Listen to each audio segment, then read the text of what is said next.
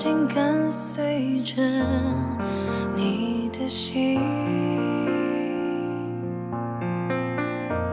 纯洁的心，这是我渴慕，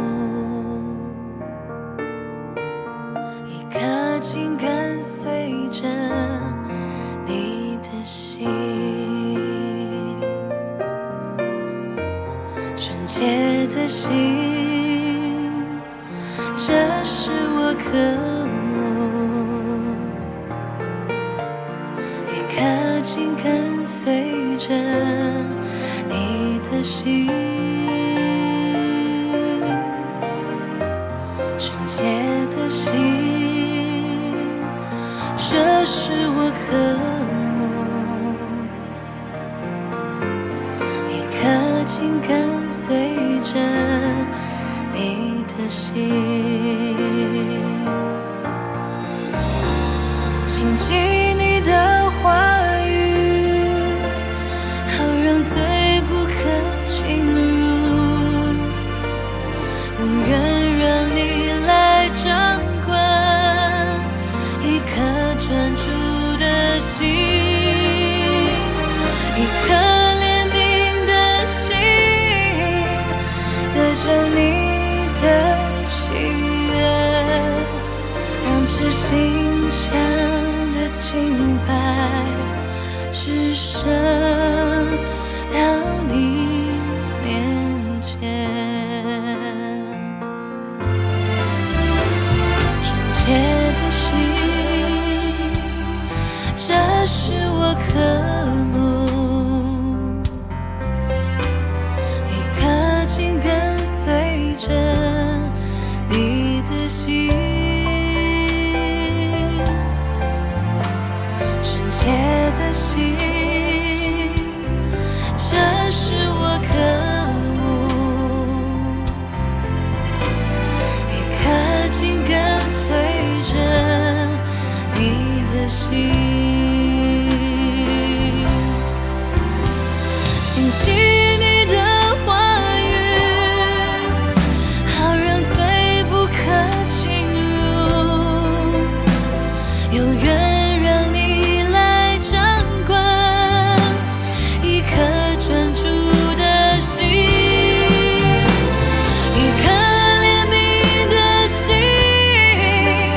各种你的喜悦，让这心香的敬拜只剩到你面前。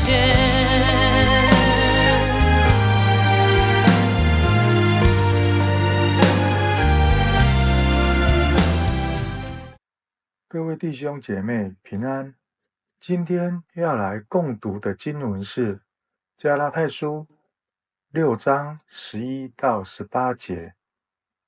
11节，你们看，这些大的字是我亲笔写给你们的。那些喜欢在外表上炫耀的人，才勉强你们接受割礼。他们这样做，无非是怕为基督的十字架遭受迫害。其实，连那些接受割礼的人，也不遵守法律。他们勉强你们受割礼，是要夸耀你们在外表的仪式上已经屈服了。至于我不夸耀别的，我只夸耀我们的主耶稣基督的十字架，因为借着这十字架，世界与我已经定死了，我与世界也已经定死了。受割礼或是不受割礼都算不了什么，重要的是我们要成为新造的人。愿所有遵照这原则的人和一切上帝的子民，都同样得到平安和怜悯。从今以后，别在这些事上找我的麻烦，因为我身上带着耶稣的伤痕。弟兄姐妹们，愿我们的主耶稣基督赐恩典给你们大家。阿们。今天所要来跟大家分享的题目是求表现。加拉太书6章11到18节是保罗整卷书的一个结尾。他揭露当时里求表现的一个宗教问题，也指出真正的属灵荣耀不是外在的表现，而是被十字架改变的人生。在当时的教会存在着一个很大的争议，就是犹太基督徒与外邦基督徒的权柄之争。到底谁可以带领教会？教会的礼仪制度该由谁来决定？看来，似乎谁影响力大，就由谁决定教会的走向。他们都无视耶稣基督并他钉十字架的救赎功效。在信仰团体里，过度强调礼仪的重要性，往往会忽略人在仪式中的角色。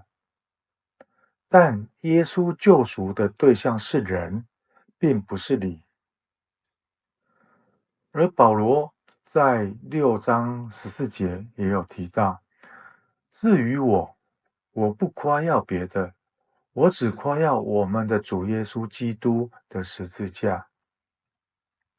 因为借着这十字架，世界与我已经定死了，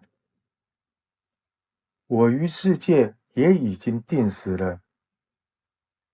这句话在当时其实是非常的震撼，因为十字架在罗马世界是一种羞辱的刑具，但在罗马眼中，在保罗眼中，却是恩典与真实的记号。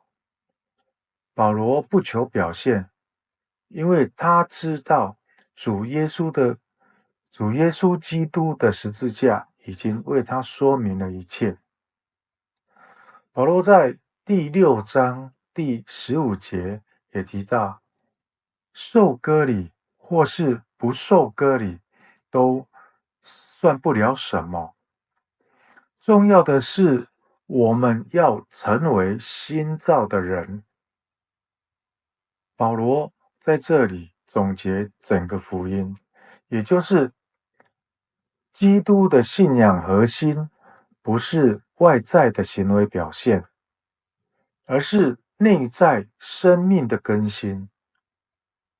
新造的人不需要靠外在表现来换取神的肯定，因为神已经在基督里说：“你是我的孩子，我喜悦你。”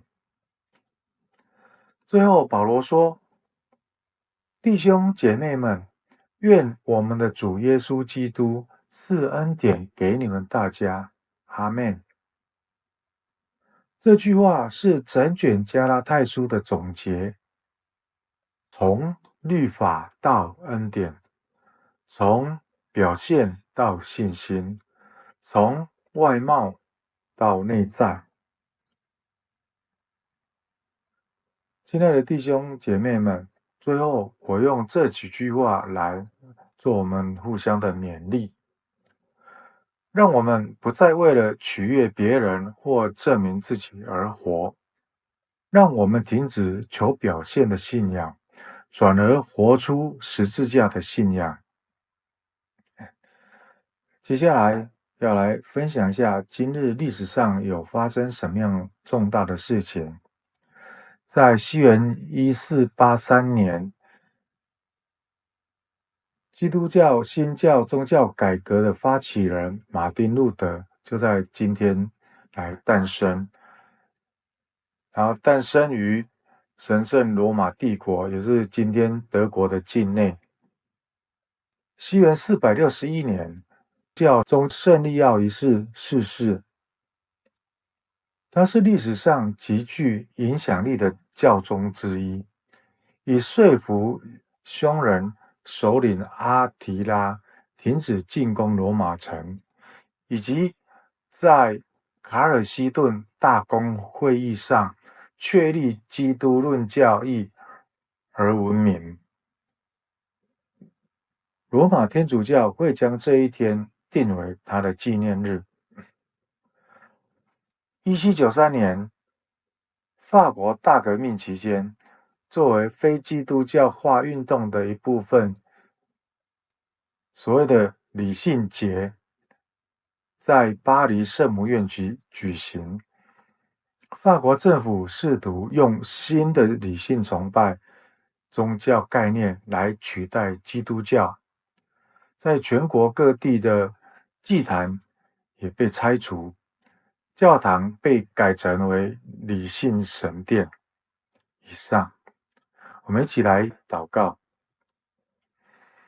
天父上帝，我们要来献上感谢，借由今天的经文，让我们了解到，基督的信仰核心不是外在的行为表现，而是内在的生命的更新。